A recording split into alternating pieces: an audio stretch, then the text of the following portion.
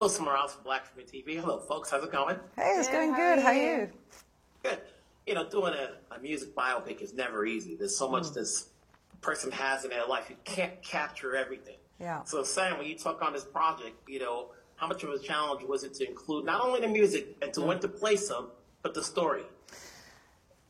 I very quickly came to the realization, making this movie, that I had to kind of go into her world and her perspective through her music. Therefore, it kind of gave me a framework, in a sense. Back to Black was my framework of understanding who she was and how she felt and how she loved so deeply.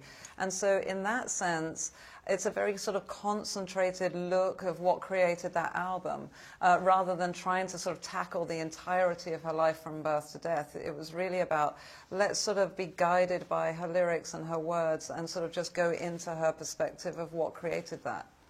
And for you, Marissa, obviously this is a big role. I've seen your work on industry. Congrats on that, and congrats on this. But when you take on this role, there's a lot that needs to be done, not only for the shape, the music. How much did you prepare for it? Not only the singer part of it, but what you can do research-wise outside of what the script called for.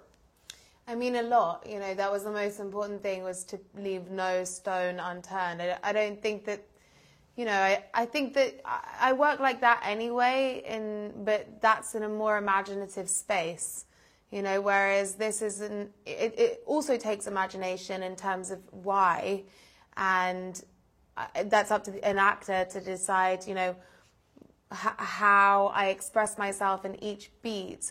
But the preparation in terms of the physicality, the music, the things that made Amy, they're real. They're not as imaginative. They're all there. So it takes a lot of research, and I had a good amount of time to do it. And I sort of, once I found out I had the role, I just spent kind of all day, every day in that space. I moved to Camden. I took every lesson I needed to take: guitar, singing, movement.